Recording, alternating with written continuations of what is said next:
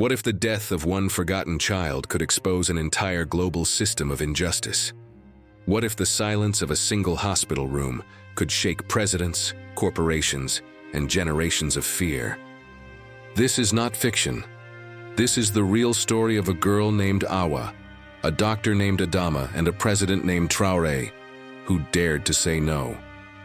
In this powerful journey of truth, dignity, and defiance, we reveal how medicine became a weapon, how silence became resistance, and how one nation began to heal itself, not with aid, but with memory.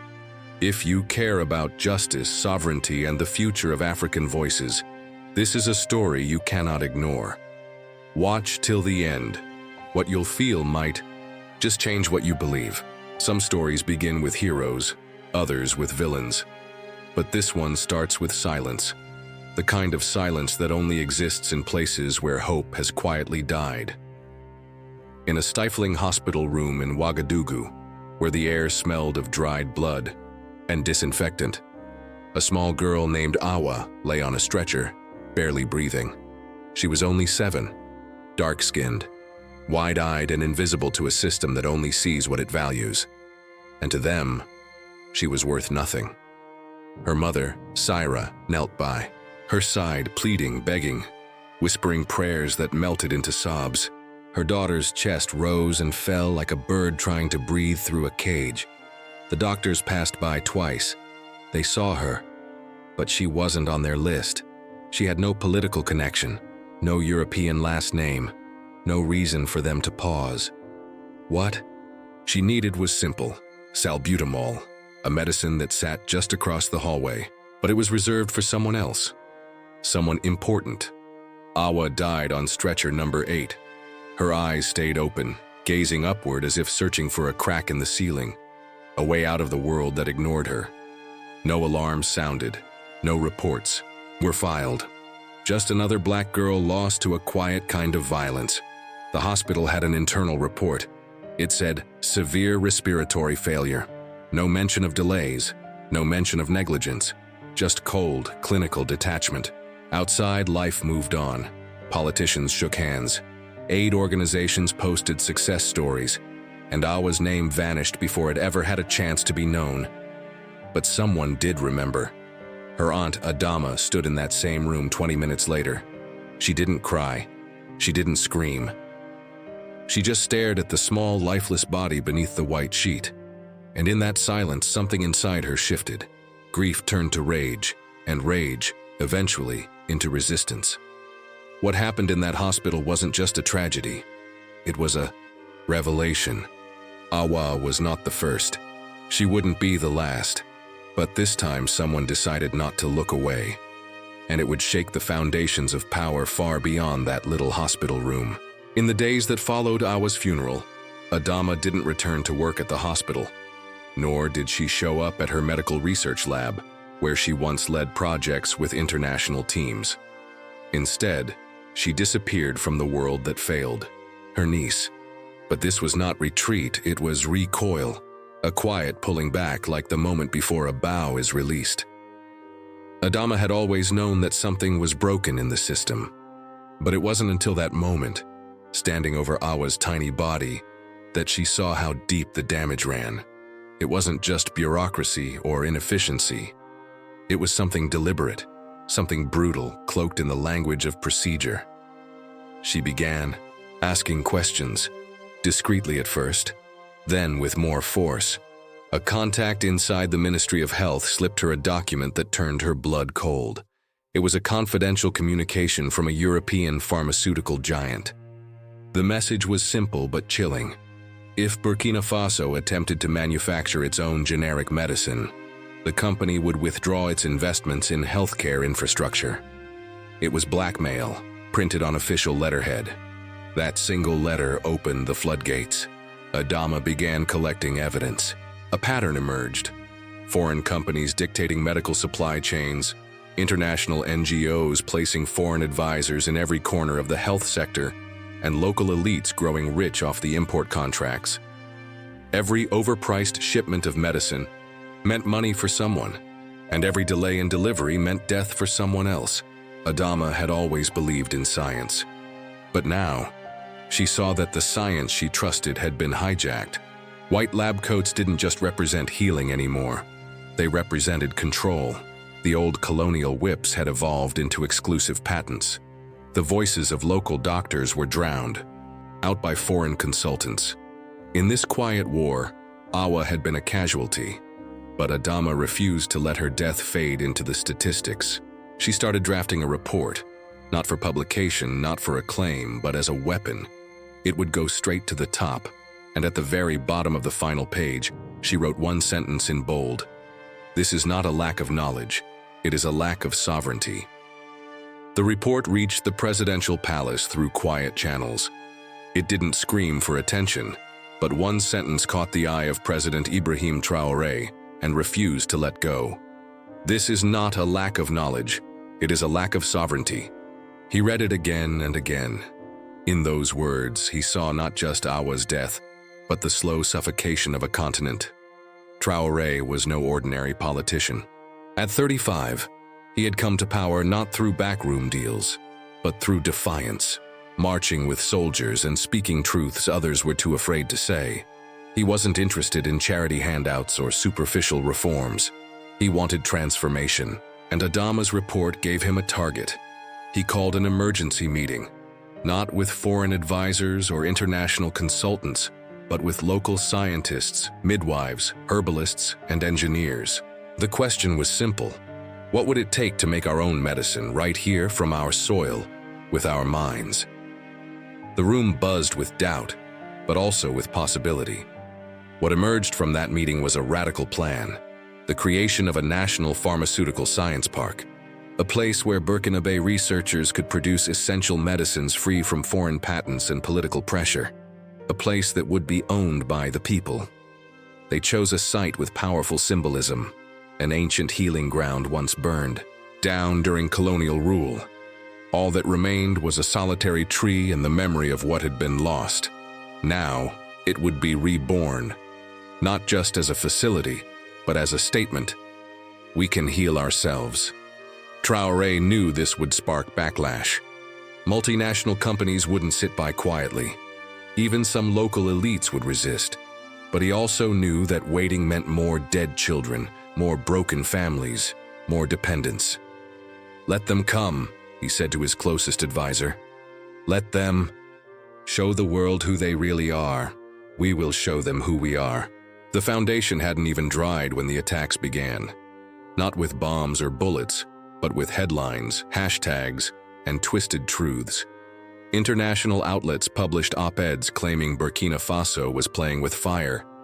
"Unregulated African science," one read. "A threat to public health," screamed another. Foreign-funded experts appeared on global news channels, casting doubt on the ability of local scientists. They labeled the project dangerous, its backers naive. Underneath the diplomatic language was a clear message.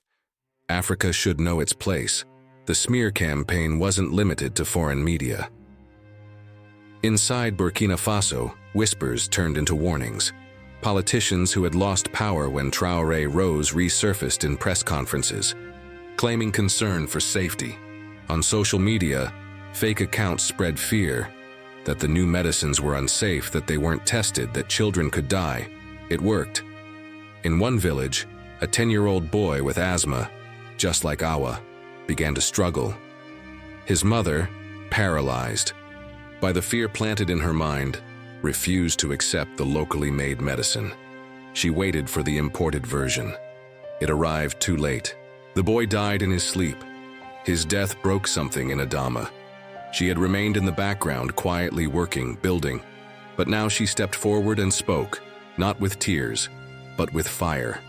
In a televised speech, she said, "This boy did not die because of bad medicine.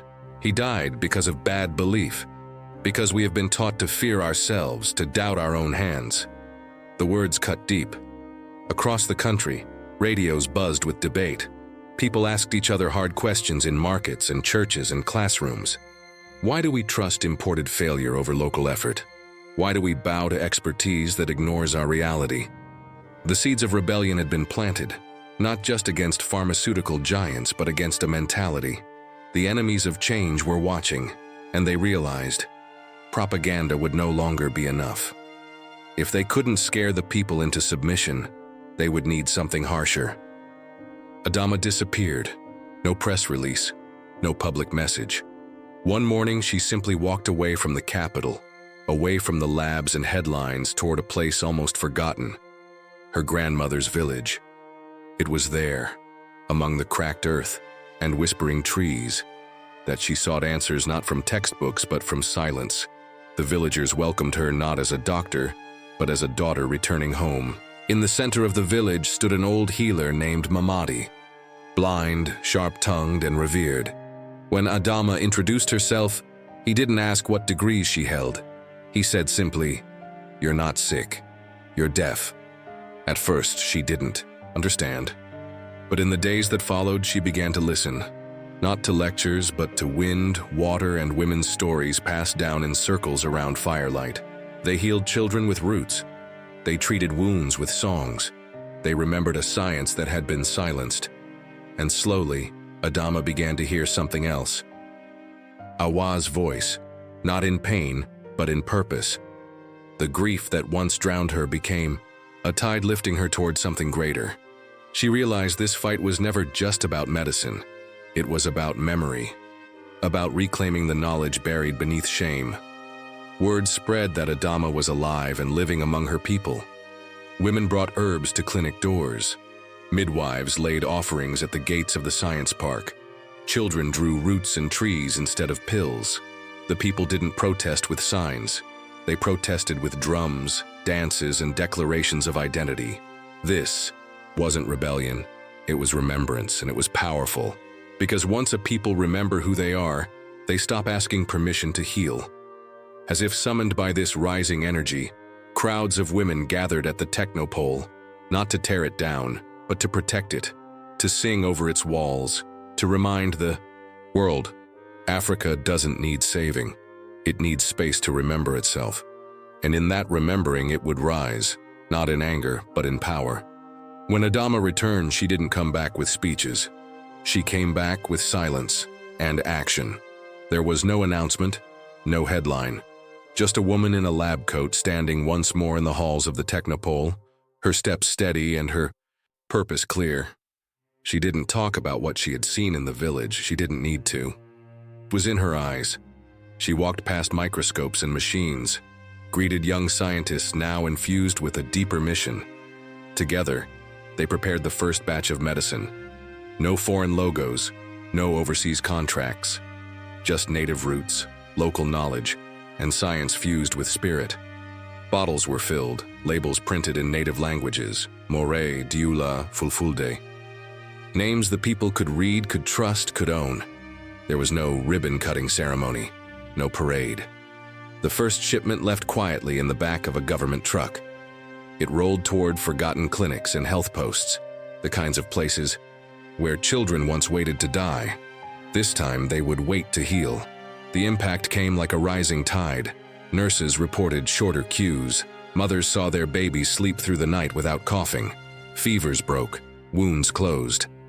And for the first time, many saw a medicine bottle and didn't wonder if it was real. They knew it was. It came from home.